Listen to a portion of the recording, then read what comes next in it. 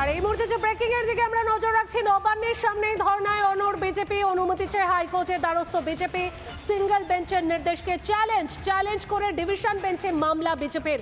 প্রধান বিচারপতির ডিভিশন বেঞ্চের দৃষ্টি আকর্ষণ, মামলা দায়ের করার অনুমতি দিলেন বিচারপতি।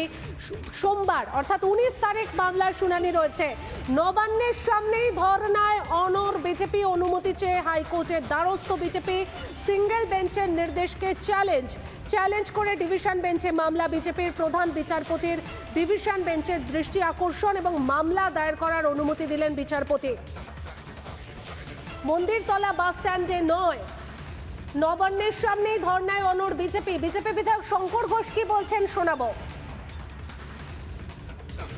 যে অর্ডার কালকে আমরা পেয়েছি, মূলত রাজ্যের সরকার এবং পুলিশ তারা অতি তৎপর হয়ে থাকেন বিরোধী দলনেতা শুভেন্দু অধিকারী মহাশয়ের কর্মসূচি আটকানোর ক্ষেত্রে।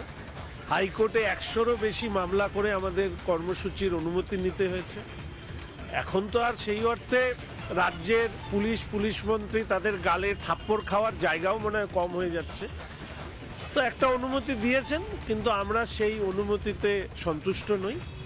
আমরা পিসফুল ডেমনস্ট্রেশনের জন্য আমরা ডিভিশন বেঞ্চে আবেদন করব এবং আমরা নবান্নের সামনে এই অবস্থান করতে চাই। আদালত যেভাবে নির্দেশ দেবে সেই মতন আমরা দায়িত্ব পালন করব।